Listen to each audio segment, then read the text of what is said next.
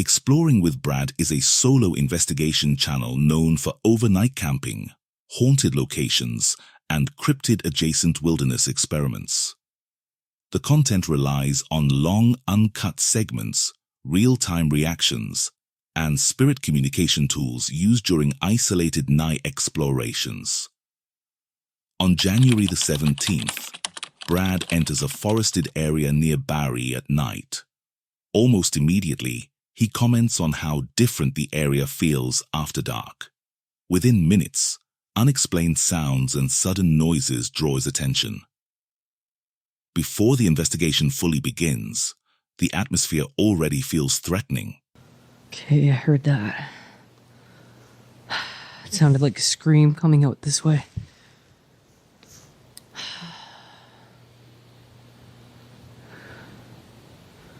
I don't even feel like saying hello or anything like that because whatever it is, I don't really want things following me or coming after me, you know what I mean? Yeah, this is Witch Rock. We're right here. Wow, I heard that sound. It's not far from the Witch Rock. As Brad moves deeper along the trails, he hears what sounds like a distant scream near an area known as Witch Rock. The sound cuts off abruptly, leaving the forest unnaturally silent. The sudden quiet intensifies the feeling that he is not alone. You part of a witch. Whoa, whoa, whoa, whoa, whoa. Yo, I just heard something. Came this way. It sounded like it said something.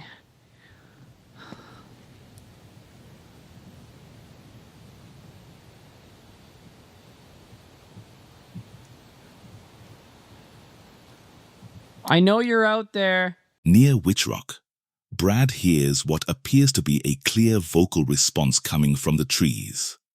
The sound feels close and deliberate. He stops moving, listening carefully as the tension rises. Sakes, what the frick was that? What the frick was that? Oh my god. Oh man. Oh man. Oh man. Oh frick. Oh frick. Let's go. Let's go.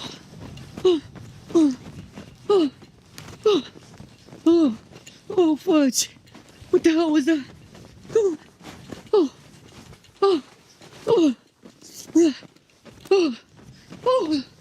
Come on. Oh man. Oh frig. What's that?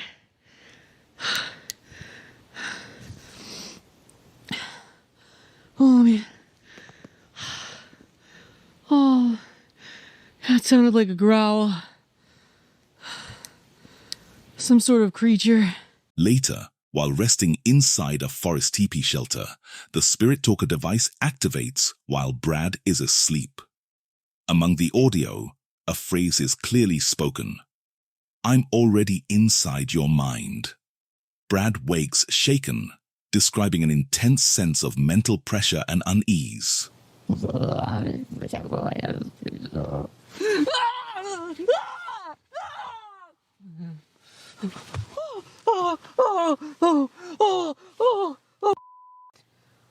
my goodness, what was that? Oh, frig, that was scary. Walk left. Walk left. After waking, Brad hears sounds resembling gunshots and screaming in the distance. Soon after, growling noises follow. Unable to identify the source, he becomes convinced something active is happening outside the shelter. Another gunshot. There's another gunshot. As the screaming and aggressive sounds continue, Brad reaches a breaking point. He decides he cannot stay the night and begins packing up quickly, visibly distressed. While fleeing through the forest, he hears movement, growls, and what he believes are cries for help behind him. Convinced he is being followed, Brad does not stop until he reaches safety away from the area. the investigation escalates from subtle unease to aggressive sounds and disturbing responses from spirit communication devices. The night ends with Brad abandoning the shelter and fleeing the forest. By the end of the video, he is shaken and convinced something in the woods did not want him there. Whether paranormal, psychological, or physical, the encounter leaves a lasting impression and reinforces the risks of solo night exploration in isolated locations with dark reputations. Day Is It? Woven is a UK-based outdoor channel centered on van life, wild camping, and off-grid experiences. The content relies on real-time reactions, practical decisions, and unexaggerated exploration of remote woodland locations. On November 16, 2025, the campers set up in Clapping Woods. They hang their hammocks beneath a tarp and start a small fire. Dinner is cooked and eaten as darkness settles across the forest. Light rain begins tapping against the tarp, and surrounding us are leaves, producing sharp, irregular sounds that echo through the woods. The host moves between the fire and his gear, double-checking that everything is secure. Distant rustling and animal movement are audible.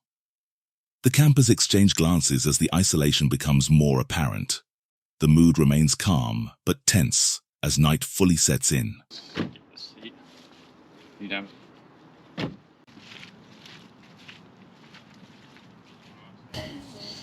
And sling that round.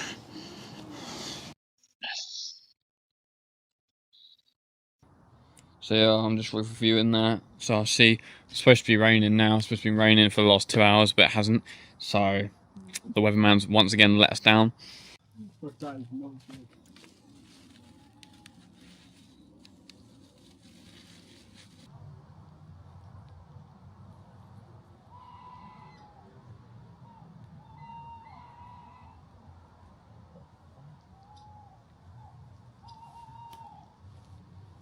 Can you hear that? Yeah. Scary, is it? Mate, people probably say that it's haunted just because of the screeching noise. Yeah, really. Boar. A wild boar. Sound like you and you're like Minecraft pig impression. Jungle.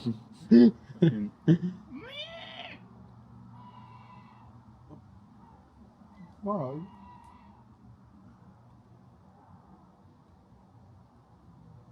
Without warning, sharp high-pitched screeches and heavy rustling erupt from nearby trees. The campers stop talking and listen closely. The sounds are loud, sudden, and uncomfortably close. They briefly speculate about what could be causing the disturbance, unsure whether it's wildlife or something else moving through the woods. As the noises continue, the source becomes clearer. Owls, foxes, and other nocturnal animals begin calling loudly around the campsite. The sounds seem to come from multiple directions, surrounding the area and sustaining the tension. The campers discuss the noises, initially entertaining paranormal explanations before gradually recognizing wildlife as the most likely cause. But yeah, pretty muddy. I hope it doesn't rain, but well, it hasn't rained all night, so I don't know why it would. But Yeah, exactly. anyway, you've got the fire going still. You've got like the nice side of the fire and that. Oh yeah. Oh, I've got pitch black side. So. Back home, pretty much. Sitting quietly by the fire in near total darkness, the host comments on the forest's reputation for being so-called haunted. Smoke drifts unpredictably as firelight flickers across nearby trees, while everything beyond the campsite remains completely black. The campers stay alert but composed, tending the fire and monitoring their surroundings as the night passes. By morning, the forest has changed. Birds are audible, mist hangs between the trees, and the tension from the night has lifted. They take down the hammocks, fully extinguish the fire, and pack their gear, leaving no trace behind. The host reflects that no paranormal activity occurred. The unease came entirely from natural elements, wildlife sounds, darkness, rain, and the unfamiliarity of sleeping in a remote woodland for the first time. Despite the eerie atmosphere, the night ends safely. The video closes with the campers returning to the van, satisfied with the experience. In October 2021, Eric from his outdoor adventure channel attempted something risky, an illegal stealth camp in a place where camping is strictly forbidden.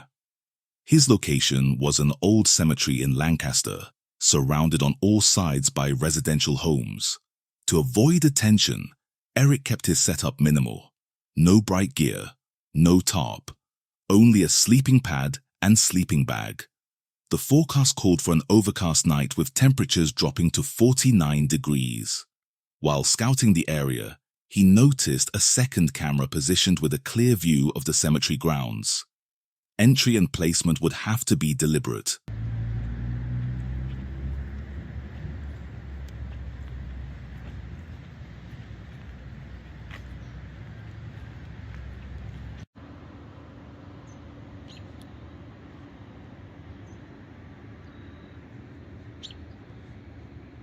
Alright, so yeah, I've been walking around the cemetery here for a little bit, and I think I found a spot. I'm gonna go get something to eat, come back when it's a little more dark, man. It's way too late here to be camping.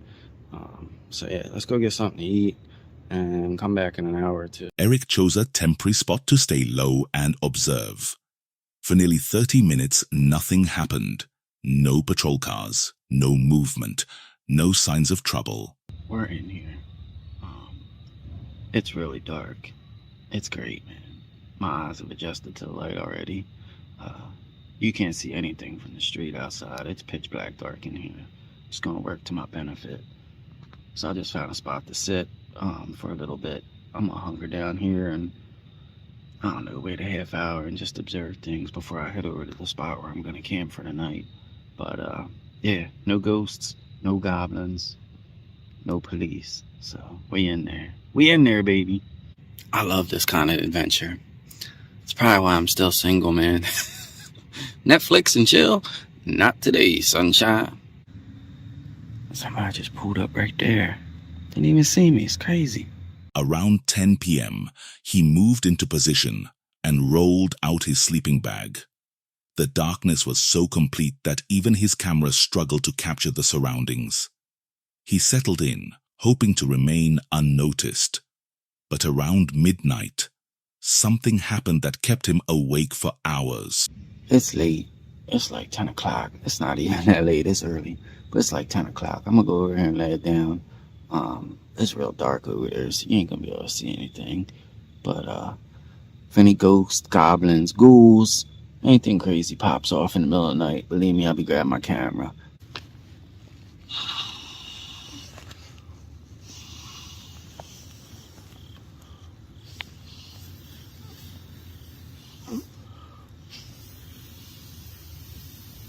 Alright, so we're gonna sleep right here on top of this tombstone.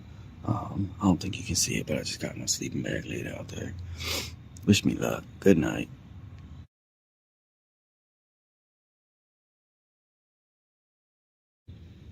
I got my sleeping bag rolled out here. I'm laying down. Good night.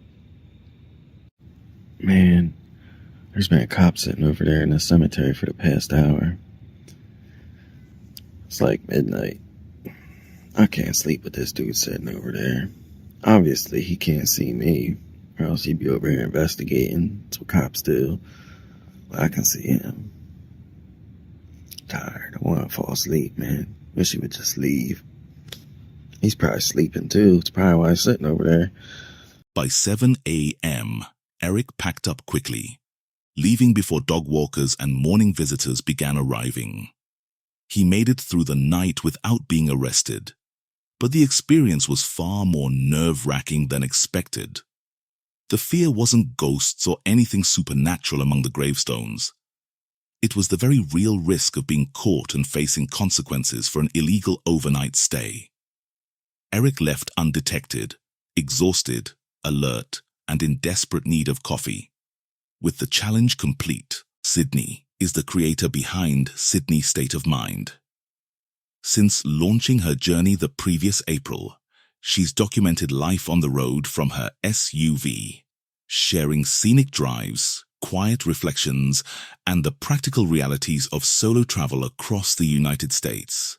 Her content is usually calm and optimistic. On September 22nd, 2024, Sydney searched for a quiet place to spend the night deep in the remote wilderness of southeast Missouri. After hours of driving, she reached a secluded trail that seemed ideal. Until the feeling shifted, the weather was worsening. A large fallen tree blocked the road ahead, and despite the isolation, the area felt wrong. Trusting that instinct, she turned back toward a nearby fire lookout tower she had noticed earlier, hoping it would offer a safer option. Here's my rice. I'm making Spam. I've only had it one other time in my life. The only time I've had Spam was on a ski weekend with people from my college, and this girl made Spam. Well, this is only a tad creepy. I feel like I'm attracting all the bears.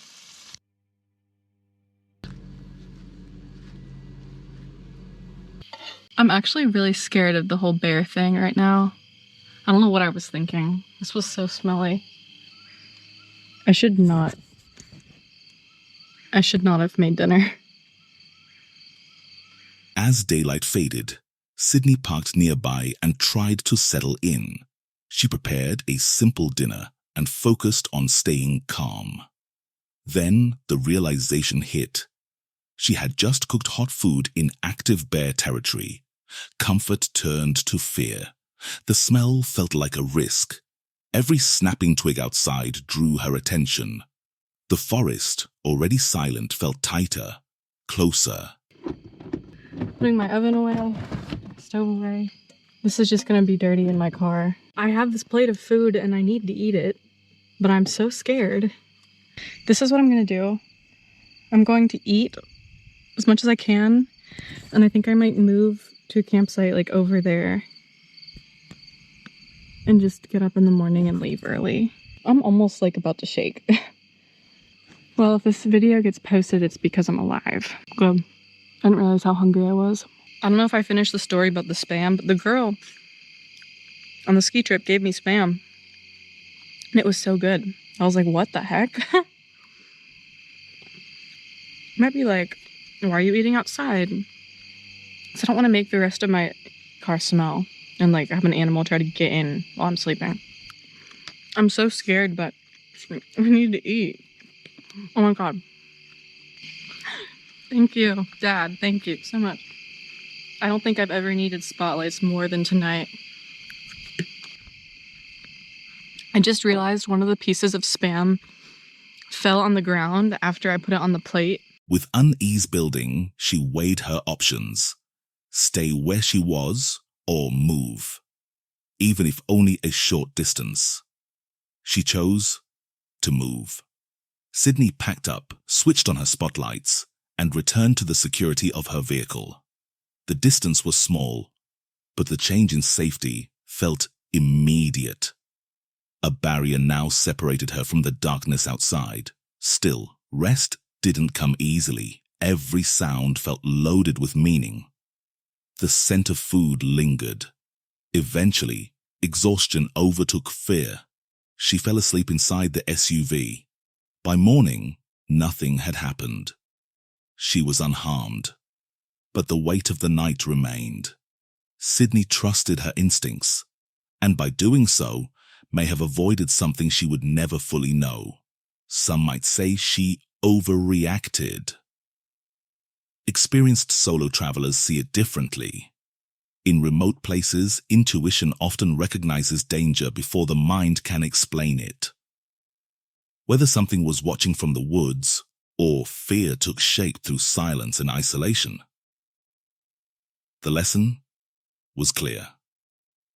Sometimes survival means trusting a feeling you can't explain. On January 5th, 2026, the Bigfoot Files documented a solo scouting trip into Icehouse Canyon.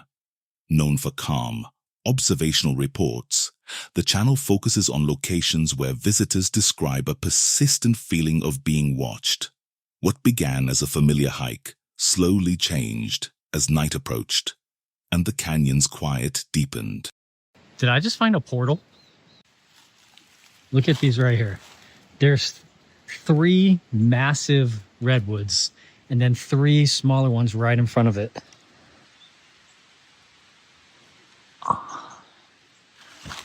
I don't know why I was getting a vibe when I was looking at those 3 trees. Dude, there's all this stone structures on the side of this creek down here. There's like a perfectly cut log right there in the middle of the water.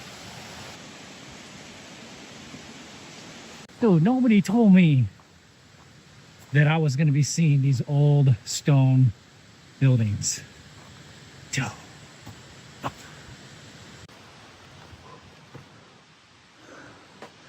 Moon-shaped. This is where they put a bunch of cut logs here. Well, looks super cool up the creek. Here's another one of these foundations, like a historic foundation. Look at that. Set your mattress up right there. Get your Serta. Get your sleep number.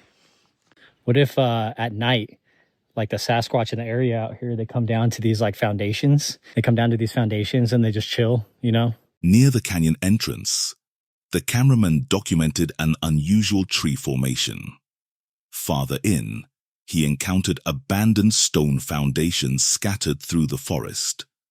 The structures felt less vacant than expected, as if they were places something might return to after dark. That sound echoed all through the canyon right here. Gonna freak out some hikers. Whoop!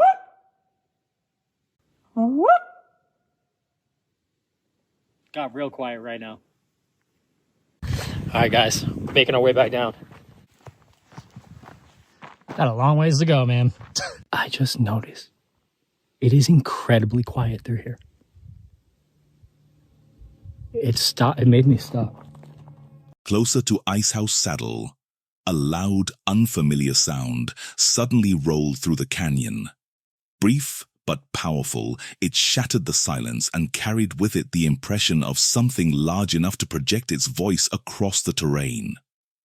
As he began heading out, the forest changed again. Birds and insects fell silent at once.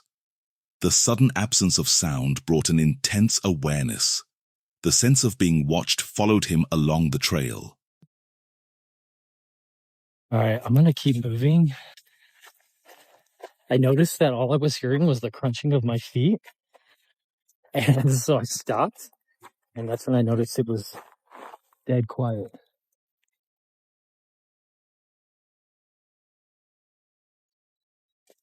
This entire time leaving this canyon, I felt like somebody was following me or something was following me.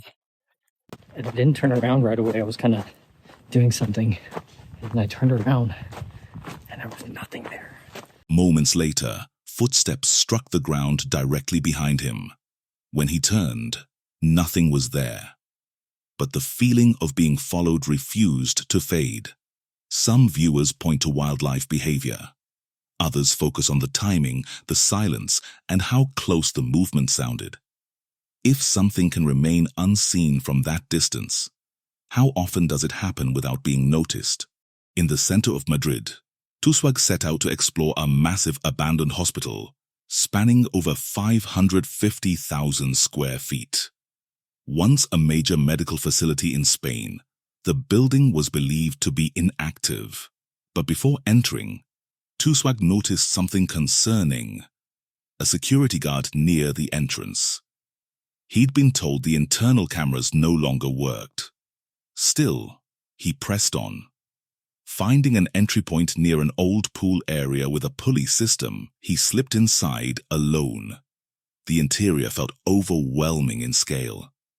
Exploring a place this large by himself was deeply unsettling.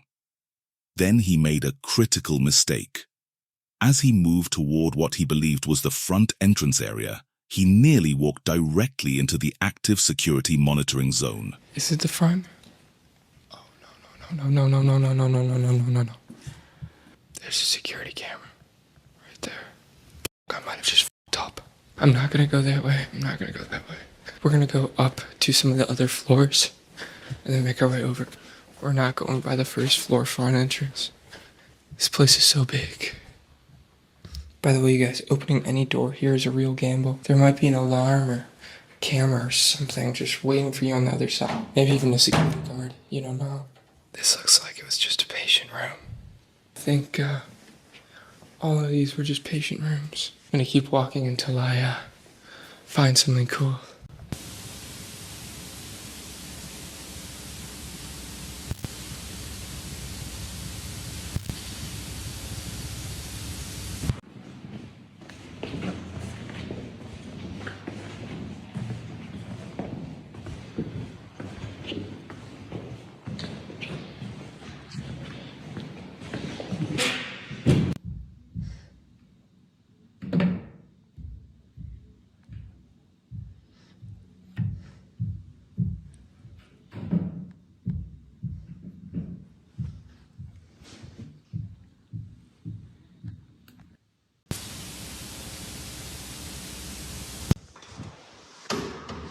Stop it. I have to slam it. There's no handle. I have to let it go. It's gonna be loud.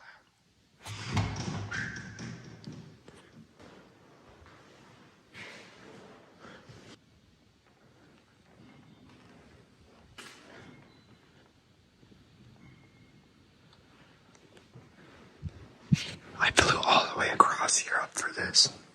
I am not missing this on the last day.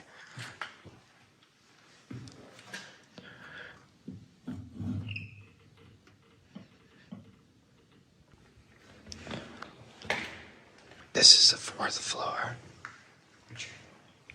There's supposedly a really good surgery room up here.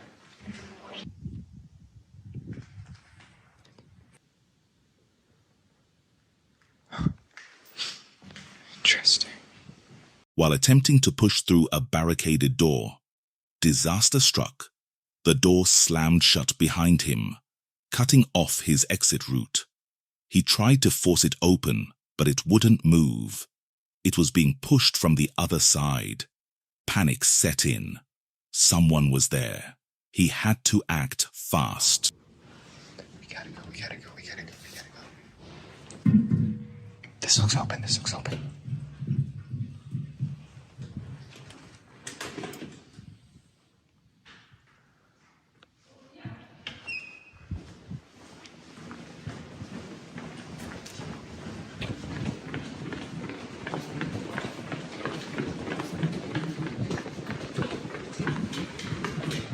No, this can't be a dead end. No. They're coming down.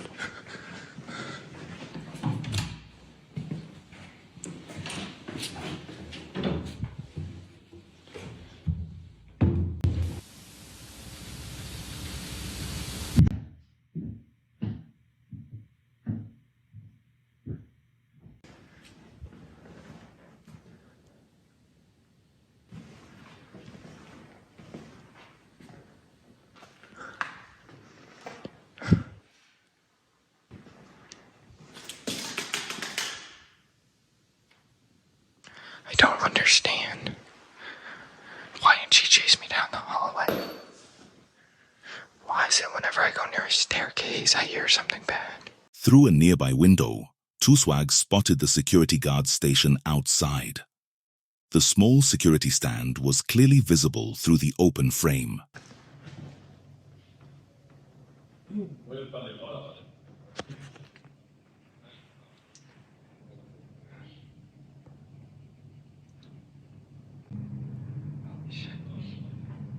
That's their stand right there. We have security. No, they're going back in. What are they saying?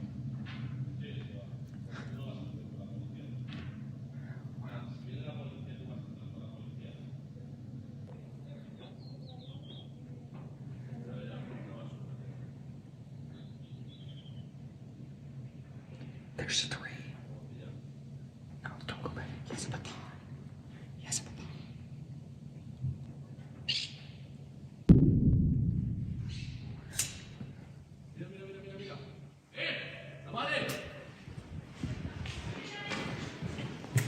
we got to leave it out. It's so stupid.